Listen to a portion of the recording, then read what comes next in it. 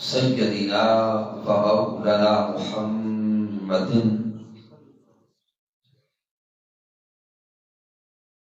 نبی الامین المکین الکریم الرؤوف الرحیم.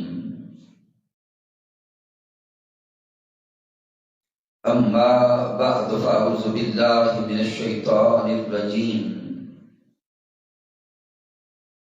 بسم اللہ الرحمن الرحیم. قال اللہ تبارک و تعالی فی القرآن المجید: منکم من یرید الدنیا ومنکم من یرید الآخرہ. وقال اللہ تبارک و تعالی فی المقام الآخر: وما تنفقون الا ابتغاء وجہ اللہ. صدق اللہ مولانا العظیم. ان اللہ وملائکتہ یصلون علی النبی یا ایھا الذین آمنوا صلوا علیہ وسلموا تسلیما. الصلاۃ والسلام علیک یا سیدی یا رسول اللہ وعلی آلک واصحابک یا حبیب اللہ. اللہ رب العزت کی توفیق سے اور تاجدار کائنات صلی اللہ علیہ وآلہ وسلم کے نعرین پاک تصدق سے آج ہم ایک عظیم عاشق رسول دیوانہ مصطفیٰ صلی اللہ علیہ وآلہ وسلم محترم ڈاکٹر میاں امان اللہ صاحب آپ کے احسان ثواب کے لیے اس محفل پاک میں حاضر ہیں. آپ کی ساری زندگی حضور شیخ الاسلام ڈاکٹر محمد طاہر القادری مقدس والی کی مشن کی نوکری کرتے گزری. یہاں تک کہ زندگی کے ان آخری ایام میں بھی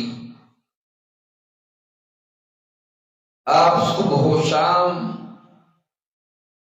مشن نظام مصطفیٰ صلی اللہ علیہ وآلہ وسلم کی دعوت میں مصروف تھے.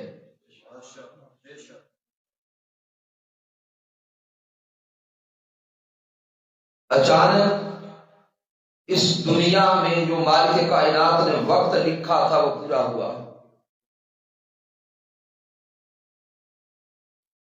رب کائنات کی بارگاہ میں پہنچے اور میرے آقا علیہ الصلوۃ والسلام نے فرمایا کہ یہ اچانک رب کی بارگاہ میں پہنچ جانا اور اچانک موت کا نصیب ہونا یہ مومن کے لیے راحت اور رحمت ہے.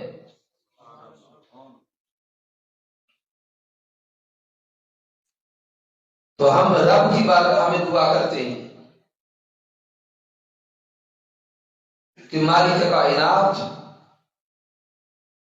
محترم ڈاکٹر امان اللہ صاحب کو تاجدار کائنات صلی اللہ علیہ وآلہ وسلم کی رحمتوں کا سایہ نصیب فرمائے.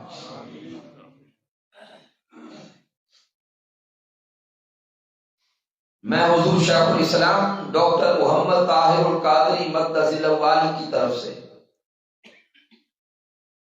مرکز منہاج القرآن کی طرف سے ان کے پورے خاندان کی ان غم کی گھڑیوں میں ہم برابر کے شریک ہیں. یہ غم پورے خاندان منہاج کا غم ہے.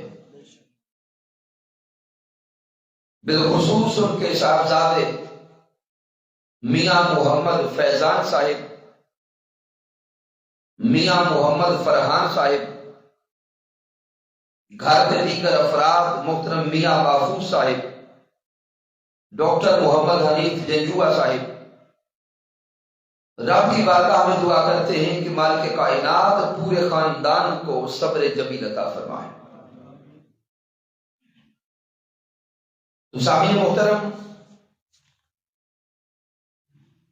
آج کی بزم کے لیے قرآن مجید فرقان حمید کی جو آیات بینات کی تلاوت کا شرف نصیب ہوا ہے، ان سے جو نقطہ آپ تک پہنچانا چاہتا ہوں، آگے ہم غور و فکر کریں کہ حقیقت دنیا کیا ہے اور مالک کائنات نے اس دنیا کو بنایا کیسا ہے۔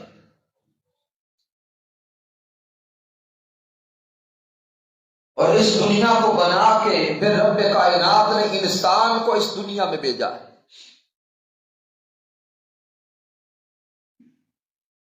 رب کائنات قرآن مجید میں سورہ آل عمران میں فرماتا ہے کہ دنیا میں جانے والے انسان دنیا میں جا کے پھر 3 سوچیں رکھتے ہیں۔ 3 طرح کے انسان ذہنی اور فکری طور پہ نظر آتے ہیں۔ رب کائنات فرما رہا ہے منکم من یرید الدنیا، کہ تم میں سے کچھ انسان ایسے ہیں جو دنیا کے طالب ہیں، وَمِنْكُمْ مَنْ يُرِيدُ الْآخِرَةَ، کچھ انسان وہ ہیں جو آخرت کے طالب ہیں۔ اور تیسرے طبقے کا ذکر رب کائنات سورۃ البقرہ میں فرماتا ہے وَمَا تُنْفِقُونَ إِلَّا ابْتِغَاءَ وَجْهِ اللَّهِ، ان انسانوں کا ایک طبقہ وہ ہے جو رب کے مکھڑے کا طالب ہے، جو مالک کائنات کی ملاقات کا طالب ہے۔ آئیے آج سب سے پہلے ہم اپنے من پہ نگاہ ڈالیں، اپنے افکار کو دیکھیں، اپنے نظریات کو دیکھیں اور اپنے من کو ٹٹولیں تو صحیح کہ ہمارا شمار کس طبقہ میں ہے۔ جو رب کائنات فرما رہا ہے منکم من یرید الدنیا، کہ کچھ انسان وہ ہیں جو دنیا کے طالب ہو گئے۔ رب کائنات نے انسان کو وجود بخشا، مالک کائنات نے انسان کو خلق فرمایا، خلق فرما کے انسان کو اس عالم ناسوت میں بھیجا ہے، عالم شہادت میں بھیجا ہے، اس دنیا میں بھیجا ہے۔ اس دنیا میں بھیج کر رب کائنات چاہتا یہ ہے وما خلقت الجن والانس الا لیعبدون، رب یہ چاہتا ہے کہ انسان تجھے دنیا میں بھیجا تو دنیا میں جا کے رب کی عبادت میں لگ جا، اپنے مولا کو منانے کی فکر کر، رب کائنات کی بارگاہ میں اپنے آپ کو یوں پیش کر کہ جیسے رب چاہتا ہے ایسا تو بنتا جا، جیسے رب کی رضا ہے ایسے تو ڈھلتا جا۔ اے انسان، تو اپنی رضا کو رب کی رضا میں فنا کر دے، تو اپنی چاہت کو رب کی چاہت میں فنا کر دے، تو اپنی پسند کو رب کی پسند میں فنا کر دے۔ لیکن انسان جب اس دنیا میں آتا ہے، دنیا کی لذتوں کو دیکھتا ہے، دنیا کی خواہشات اس کے من پہ غالب آتی چلی جاتی ہیں، تو وہ انسان جو اس دنیا میں آیا تو रब को मनाने था, रब को पाने था, रब की मारिफत और कुर्ब हासिल करने आया था। लेकिन दुनिया की तलब को देखकर, दुनिया की ख्वाहिशात को अपनाकर, दुनिया की लज्जत को देखकर वो इंसान इस दुनिया में यूं पड़ता है कि उसके मन पे इस दुनिया की मोहब्बत यूं छापी चली जाती है कि मौला को भूल जाता। फिर रब कायनात ने सूरतुल हदीद में इस दुनिया की हकीकत को बयान किया कि दुनिया की तलब में मारे मारे फिरने वाले इंसान, इसी कुरान की निगाह में तू देख तो सही कि यह दुनिया क्या है। रब कायनात फरमाता है इलमू अन्नमल हयातुद दुनिया लाइबुन व लहवुन व ज़ीनतुन व तफाकुरुन बैनकुम व तकासुरुन फिल अमवाल वल औलाद। रब कायनात ने कुरान मजीद की आयत करीमा में दुनिया की सारी हकीकत को बयान कर दिया। मेरा रब फरमा रहा है ए इंसान खबरदार हो जा, इलमू तू जान ले कि ये दुनिया क्या है। अन्नमल हयातुद दुनिया लाइबुन व लहवुन, ये दुनिया एक खेल है, ये दुनिया एक तमाशा है। वज़ीनतुन, यह दुनिया एक झूठी ज़ेबो ज़ीनत है।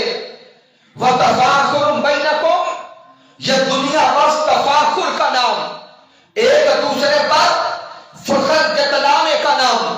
तकासुरुन फिल अमवाल वल औलाद, कि कोई कहता रहे मेरे पास माल ज्यादा है, कोई कहे मेरा ओहदा बड़ा है, कोई कहे मेरी जायदाद ज्यादा है, कोई कहे मेरे पास बेटे ज्यादा है। रब कायनात ने फरमा दिया इंसान गौर कर, ये दुनिया फकत यही है। मालिक कायनात के इन अल्फाज पर अगर तवज्जो करें तो मेरा रब फरमाता है अन्नमल हयातुद दुनिया लाइबुन व लहवुन, यह दुनिया खेल और तमाशा है। अब सामीन मोहतरम, ज़हन पे जोर डाल के थोड़ा सोचें तो सही, खेल और तमाशा हम किसे कहते हैं? खेल और तमाशा ऐसी शय को कहा जाता है जिसमें दिल लग जाए, और दिल ऐसा लगे कि वक्त के गुजरने का एहसास ना हो। वक्त गुजरता जाए और एहसास न रहे, उसे खेल और तमाशा कहा जाता है। मिसाल के तौर पे घर वाले हमें किसी काम से भेजें, हम बाहर चौक पे देखें कोई तमाशा लगा है, तो जब कोई जवान उस तमाशे में लगता है घर का काम भूल जाता है।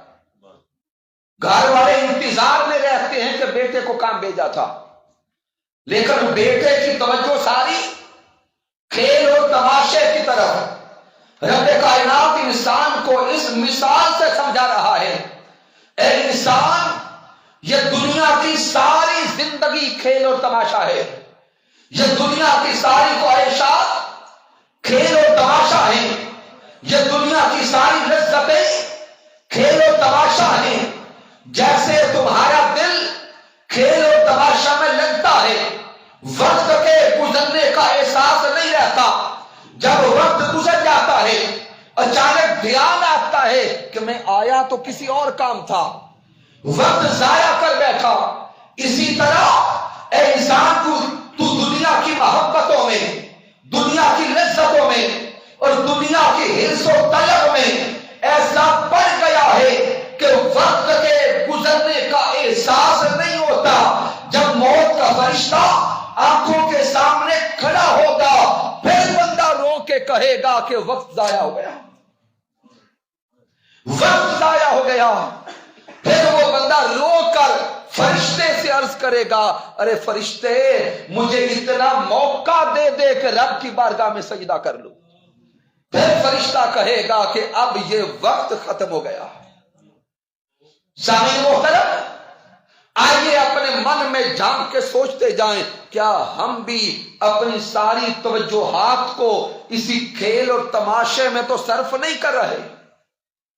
پھر میرا رب آگے فرماتے وَزِینَةٌ، یہ دنیا جھوٹی زیب و زینت ہے،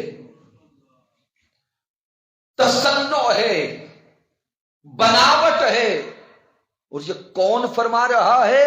جو خود اس دنیا کو بنانے والا۔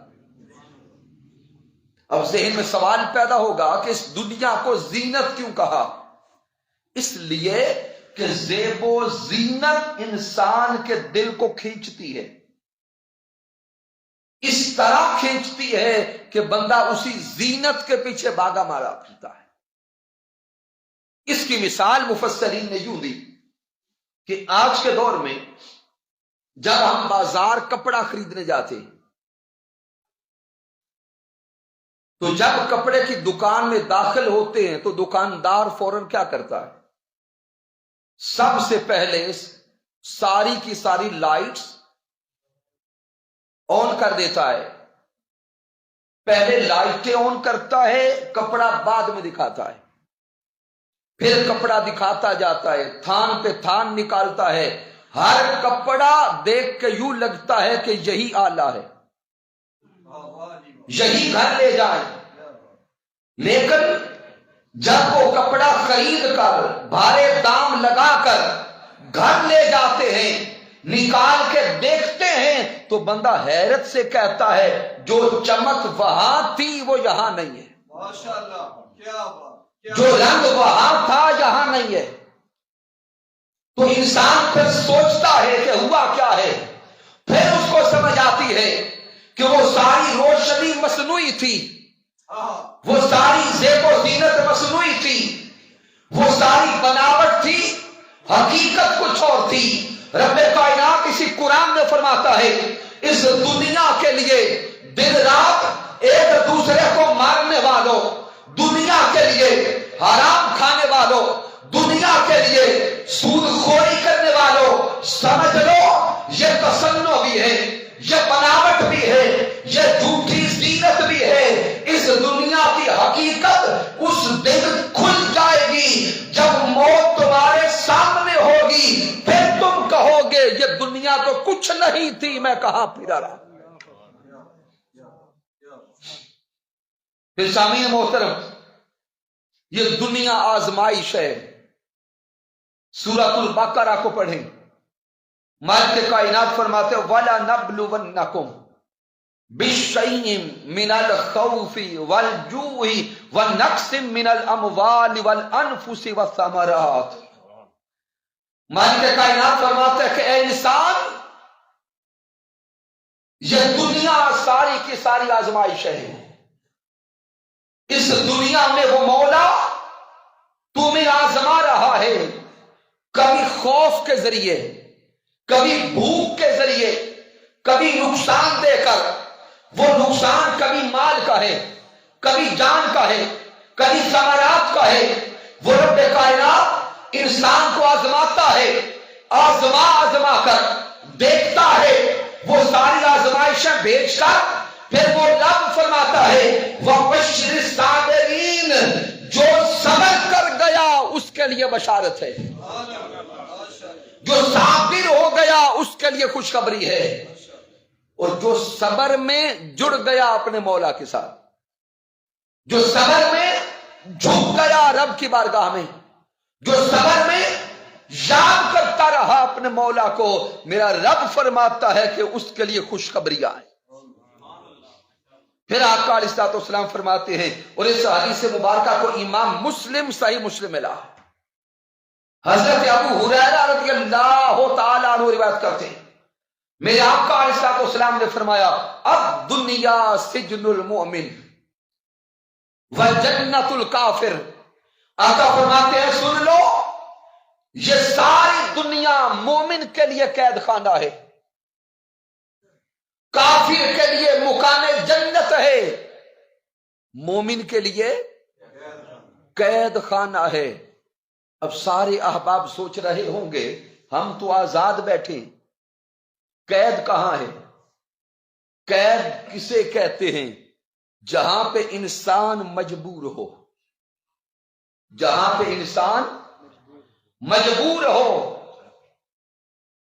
کئی پریشانیوں میں ہو، ذہن میں سوال پیدا ہوتا ہے کہ اے محبوب کائنات، آپ ان کلمات سے کیا پیغام دینا چاہتے ہیں؟ تو تاجدار کائنات کا پیغام یہ ہے، اے رب کائنات کے بارگاہ میں جھکنے والوں، اے اپنے مولا کو یاد کرنے والوں، اس عالم کو یاد کرو جو عالم ارواح تھا، انسان کی روح رب کے قرب میں تھی، انسان کی روح مالا اعلیٰ میں تھی۔ رب کائنات کبھی کلام فرماتا الست بربکم، کیا میں تمہارا رب نہیں ہوں؟ انسان کی روح کا ٹھکانہ رب کا قرب تھا، انسان کی روح کا حقیقی مسکن مولا کی معیت تھی۔ اس عالم ارواح میں کبھی رب کائنات کا براہ راست کلام سنائی دیتا تھا، کبھی فرشتوں کی صحبت ملتی تھی، وہاں پہ مولا کا عشق تھا، مولا کی چاہت تھی، مولا کی معرفت تھی، مولا کا قرب تھا۔ اس روح کو رب کائنات نے اس جسم میں بند کر دیا، روح اس دنیا میں لوٹ آئی، اس دنیا میں آ گئی۔ جب روح اس دنیا میں آئی ہے تو اب روح پھر پکار پکار کے کہتی ہے کب وہ لمحہ آئے گا کہ پھر مولا کی بارگاہ میں جائیں گے، کب وہ لمحہ نصیب ہوگا کہ رب کی بارگاہ نصیب ہوگی۔ اور سامعین محترم، جب انسان اس دنیا میں آیا، روح جسم کے اندر ہے، یہ جسم اس عالم ناسوت کا نمائندہ ہے، آگ، مٹی، ہوا اور پانی سے بنا، جسم کی ساری ضروریات اسی دنیا میں ہے۔ جسم ہمیشہ لذت چاہتا ہے، روح مولا کا قرب چاہتی ہے۔ جسم ہمیشہ آرام چاہتا ہے، روح مولا کی بارگاہ میں جھکنا چاہتی ہے۔ یہی سبب ہے کہ آپ احباب تائید کریں گے اور غور کریں گے، انسان ہم رات کے جس لمحے بھی سوئیں، رات کا ایک پچھلا پہر آتا ہے جب انسان کی آنکھ کھلتی ہے، چاہے 10 بجے سوئیں یا 2 بجے سوئیں، ایک لمحہ رات کے پچھلے پہر کا آتا ہے کہ اچانک آنکھ کھل جاتی ہے۔ ہم اسے سمجھتے ہیں کہ شاید ویسے آنکھ کھل گئی، کروٹ لیتے ہیں پھر سو جاتے ہیں۔ یہ کبھی نہیں سوچا کہ ہر روز رات کے اس پچھلے پہر آنکھ کیوں کھلتی ہے۔ سامعین محترم، رات کا یہ پچھلا پہر وہ لمحہ ہوتا ہے جب مولا آسمان دنیا پہ آتا ہے۔ رب کائنات آسمان دنیا پہ آ کر اپنے بندوں کو پکارتا ہے، اپنے بندوں کو بلاتا ہے، وہ مولا آواز دیتا ہے کوئی مجھ سے بخشش کا طالب؟ ہے کوئی مجھ سے میری رحمتوں کا طالب؟ ہے کوئی مجھ سے میری شفاعت کا طالب؟ ہے کوئی مجھ سے میری رحمت کا طالب؟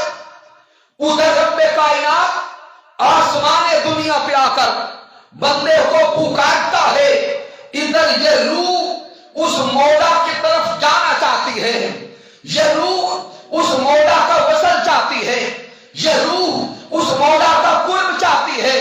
روح بندے کے دل پہ دستک دیتی ہے، جسم کے دروازے پہ دستک دیتی ہے، اے جسم اٹھ کے دیکھ تو صحیح، تیرا مولا پکار رہا ہے۔ اے انسان اٹھ کے مصلی پہ جا، وہ مولا تیرے انتظار میں ہے۔ رات کے اس پچھلے پہر ہماری آنکھ کھلتی ہے، ہم توجہ نہیں دیتے، ہم پھر سو جاتے ہیں، روح روتی رہ جاتی ہے۔ آئیے کبھی اس روح کی پکار بھی سنیں۔ تو جو میرے آقا نے فرمایا کہ ہر مومن اس دنیا میں قید کی حالت میں ہے، تو میرے مصطفیٰ فرما رہے تھے اے انسان، حقیقتاً انسان وہ روح ہے جو تیرے اندر تجھے رب کی طرف پکار رہی ہے، اس کو قید سے نکالو اور مصلی پہ لاؤ، پھر دیکھو کہ تجھے راحت کیسی نصیب ہوتی ہے، پھر دیکھو کہ تجھے سکون کیسا نصیب ہوتا ہے۔ سامعین محترم، آئیے حضور کے صحابہ کرام کو دیکھیں کہ ان کا اس دنیا میں رہنا کیسا تھا۔ حضرت ابو بکر الصدیق رضی اللہ تعالی عنہ، آپ ایک دن ایک باغ میں گئے، باغ میں درخت پہ بیٹھی ایک چڑیا کو دیکھا، زاروں قطار رو پڑے اور رو رو کے کہتے ہیں کاش میں انسان نہ ہوتا، یہ چڑیا ہوتا۔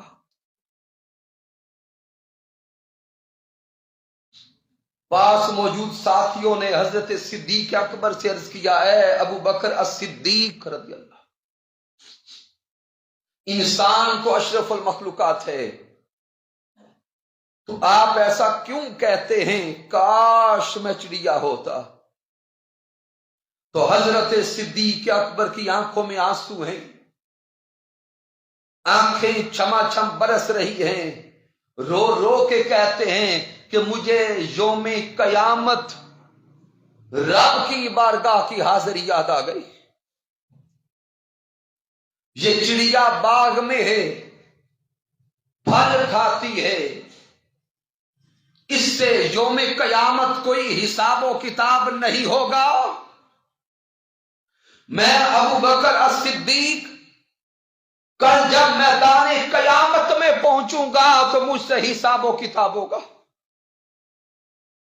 میزان پہ اعمال تولے جائیں گے۔ حضرت صدیق اکبر فرماتے ہیں وہ لمحہ بڑا کٹن ہوگا جب رب کی بارگاہ میں حساب و کتاب ہوگا۔ آئیے ہم اپنی ساری زندگی اپنی آنکھوں کے سامنے لائیں اور تصورات کی دنیا میں ڈوب کے سوچیں تو صحیح، کیا ہمارے اعمال اس قابل ہیں کہ رب کی بارگاہ میں پیش کیے جا سکے؟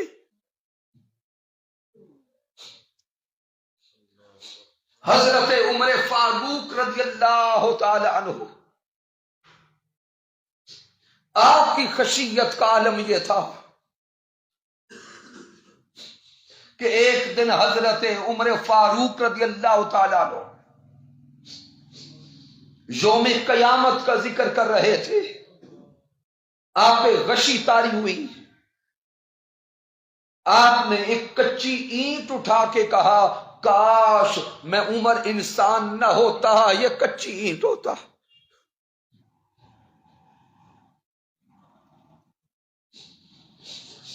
احباب کہتے عمر فاروق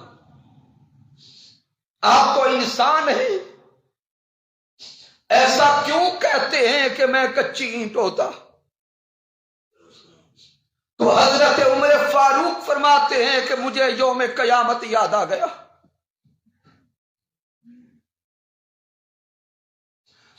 رب کی بارگاہ کی پیشی یاد آ گئی کہ جب میرے اعمال مولا کی بارگاہ میں پیش کیے جائیں گے اللہ جانے میرا حال کیا ہوگا۔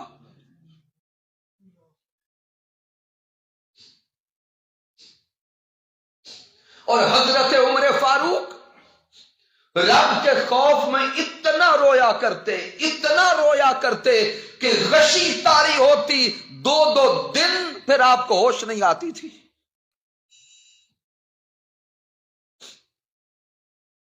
حضرت عثمان غنی رضی اللہ تعالی عنہ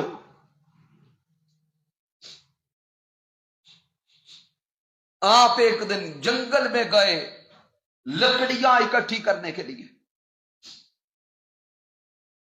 جنگل سے لکڑیوں کا گٹھا اکٹھا کیا، تیار کیا، اپنے کندھوں پہ رکھا اور وہ لکڑیاں اٹھا کے لا رہے۔ راستے میں ساتھیوں نے دیکھا تو کہا کہ اے حضرت عثمان غنی، آپ تو اتنے مالدار ہیں کہ درجنوں غلام آپ کے نیچے ہیں، پھر یہ مشقت کیسی، پھر یہ تکلیف کیسی؟ تو حضرت عثمان ذوالنورین اپنے من کی طرف اشارہ کر کے کہتے ہیں کہ میں اس نفس کو سیدھا کرنے گیا تھا کہ کہیں یہاں غرور و تکبر تو نہیں آ گیا، انا تو جنم نہیں لے چکی، آج ہماری ساری زندگی انا اور تکبر کے گرد گھومتی ہے، میں اور غرور کے گرد گھومتی ہے۔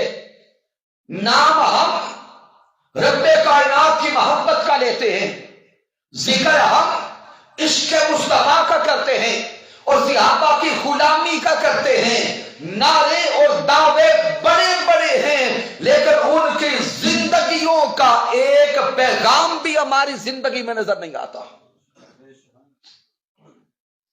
حضرت مولا کائنات کا حال یہ تھا کہ نماز کا وقت ہوتا، حضرت مولا کائنات کا رنگ متغیر ہو جاتا، آپ کا رنگ بدل جاتا، آپ کے جسم پہ کب کبھی تاری ہو جاتی۔ ساتھیوں نے پوچھا مولا کائنات آپ تو شیر خدا ہیں، پھر جسم پہ یہ خوف تاری کیوں ہے، پھر جسم پہ یہ کب کبھی تاری کیوں ہے؟ تو حضرت علی شیر خدا فرماتے کہ اسے بڑی بارگاہ میں حاضری کا وقت آ گیا، اسے بڑی بارگاہ میں حاضری کا وقت آ گیا۔ اور آج ہمارا حال کیا؟ آزان ہوتی رہتی ہے، ہماری توجہ بھی نہیں ہوتی، ہم موبائل میں، ڈراموں میں، فلموں میں، دنیا کی گپوں میں یوں مست ہوتے ہیں کہ رب کائنات کا بلاوا بھی سمجھ نہیں آتا۔ دعوے محبت علی شیر خدا کے ہیں، لیکن علی شیر خدا کا حال تو یہ تھا، اذان کا وقت ہوتا آپ کے جسم پہ کب کبھی تاری ہوتی، ہمیں نماز بھی یاد نہیں ہوتی۔ پھر سامعین محترم، رات کا پچھلا پہر ہے، اللہ کا گھر خانہ کعبہ ہے،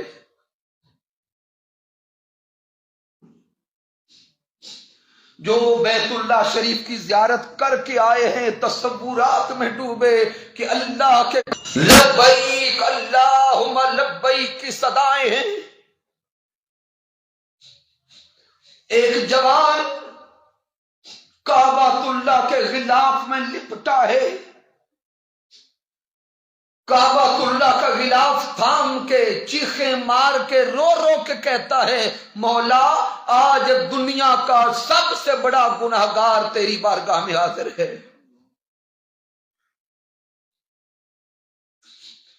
سب سے بڑا گناہگار تیری بارگاہ میں حاضر ہے۔ مولا اتنے تیری ریت کے ذرات نہیں جتنے میرے گناہ ہیں، مولا اتنے درختوں کے پتے نہیں جتنے میرے گناہ ہیں، مولا اتنے پانی کے قطرات نہیں جتنے میرے گناہ ہیں۔ وہ جوان ساری رات اس مولا کی محبت میں، عشق میں، خشیت میں رو رہا ہے، یہاں تک کہ طواف کرنے والے پریشان ہو گئے کہ یہ جوان کتنے گناہ کر کے آیا ہے جو اس طرح ساری رات کی بارگاہ میں کی بارگاہ میں کہتا ہے مولا اس کا رونا دیکھ کر، اس کی مناجات دیکھ کر، اس کا تڑپنا دیکھ کر میرا دل کرتا ہے مولا میں اپنی نیکیاں بھی اسے دے۔ جب سارے طواف کعبہ کرنے والے اس جوان کے حق میں دعا کر چکے تو اب وہ بابا، وہ بزرگ کہتا ہے اس جوان کو دیکھو تو صحیح، یہ ہے کون جو ساری رات سے رب کی بارگاہ میں تڑپ رہا ہے، جو ساری رات سے مولا کی بارگاہ میں مناجات کر رہا ہے۔ وہ بابا، وہ بزرگ آگے بڑھا، اس جوان کے کندھے پہ ہاتھ رکھ کے کہا ارے جوان اپنا چہرہ تو دکھا، تو ہے کون جو مولا کو اس طرح یاد کرتا ہے، جو مولا کو اس طرح مناتا ہے۔ جب اس جوان نے پیچھے مڑ کر دیکھا وہ بزرگ غش کھا کے گر پڑے۔ ارے وہ جوان کوئی عام بندہ نہیں تھا، کوئی عام انسان نہیں تھا، کوئی عام گنہگار نہ تھا، وہ ساری رات رب کی بارگاہ میں رونے والا، مناجات کرنے والا، تڑپنے والا، بلکنے والا، خشیت و بکا میں رونے والا وہ جوان کوئی عام فرد نہیں تھا، وہ نواسہ مصطفیٰ امام زین العابدین تھے جو ساری رات سے اپنے مولا کو رو رو کے منا رہے تھے۔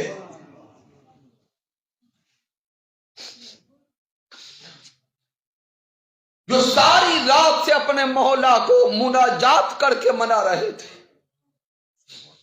آئیے اپنے من کی طرف نگاہ ڈالیں، پھر اپنے اعمال کو دیکھیں، کہیں ہم اس دنیا طلبی میں اتنے مست تو نہیں ہو گئے کہ ہمیں آخرت بھول گئے، ہم دنیا کے حرص و ہوس میں اتنے مست تو نہیں ہو گئے کہ ہمیں اپنا مرنا بھی بھول گیا۔ سامعین محترم، یہ موت اٹل ہے، اس نے آنا ہے، اس نے آنا ہے، ہم سب نے مر جانا ہے۔ تو جب مر جانا ہے تو آئیے مرنے سے پہلے مرنے کی تیاری کر لیں۔ اگر موت کی تیاری ہو، زندگی غلامی مصطفیٰ میں گزاری ہو، پھر یہ موت بھی تحفہ بن جاتی ہے، پھر یہ موت بھی تحفہ بن جاتی ہے، چونکہ میرے آقا نے فرمایا الموت تحفۃ المومن، موت بھی تحفہ بن جاتی ہے۔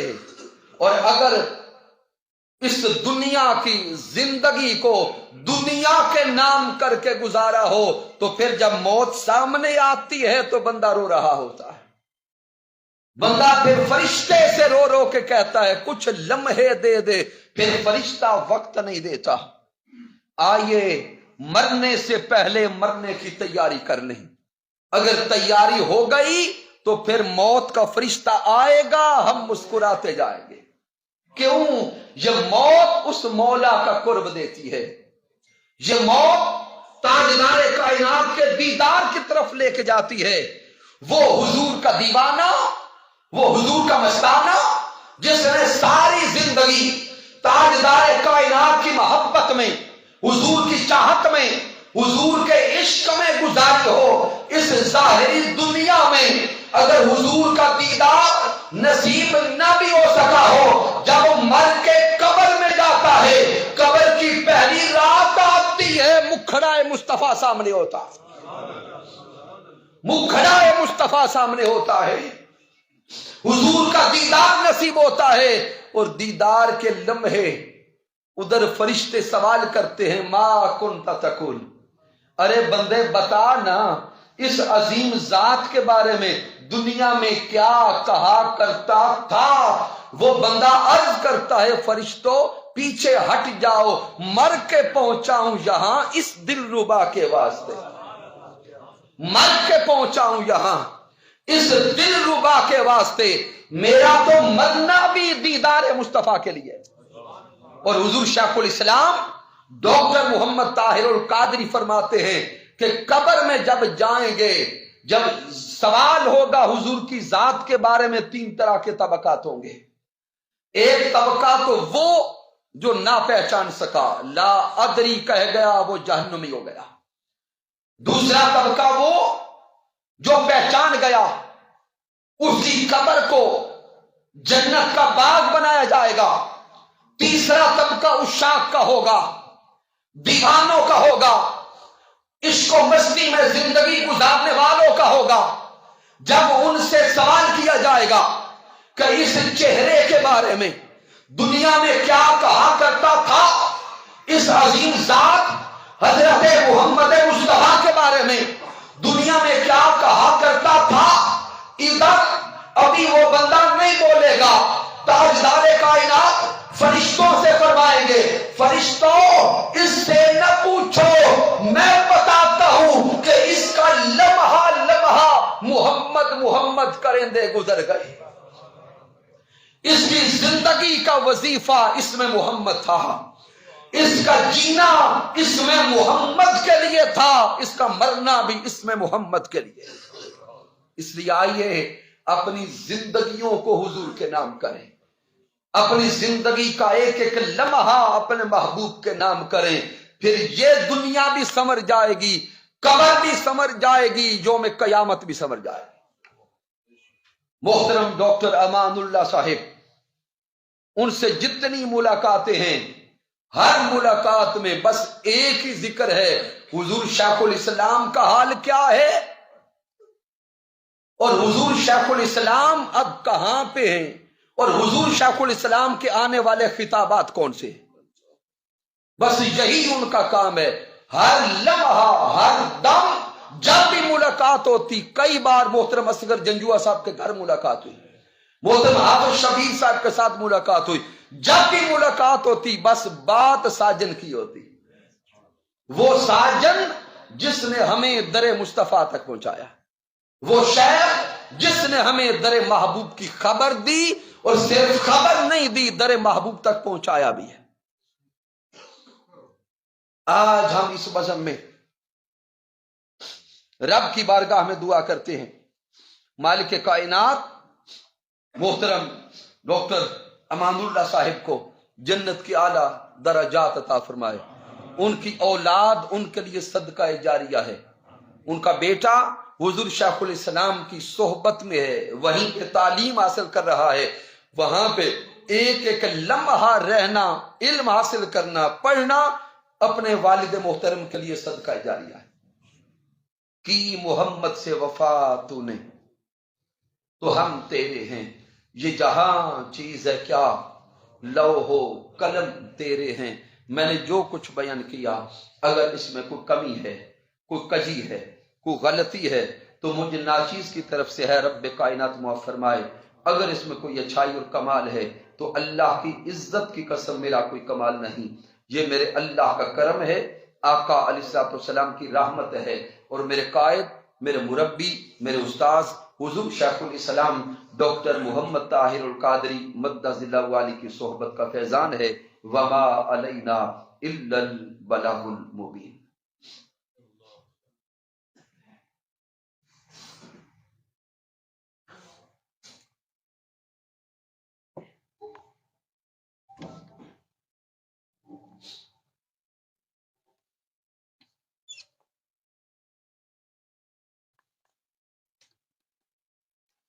السلام علیکم ورحمۃ اللہ۔ میری والد صاحب سے قریب 10:30 بجے بات ہوئی ہے رات کو، تو تھوڑی دیر بعد گھر سے کال آئی ہے کہ اللہ کا امر غالب آ گیا ہے اور وہ ہمیں چھوڑ کے چلے گئے ہیں۔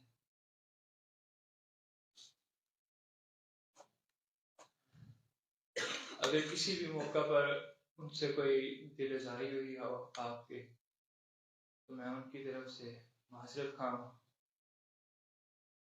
اور میں آپ سب کا شکریہ ادا کرتا ہوں کہ آپ میرے اور ہم سب کے اس غم کے لمحے میں، اس غم کی گھڑی میں ہمارے ساتھ شریک ہوئے۔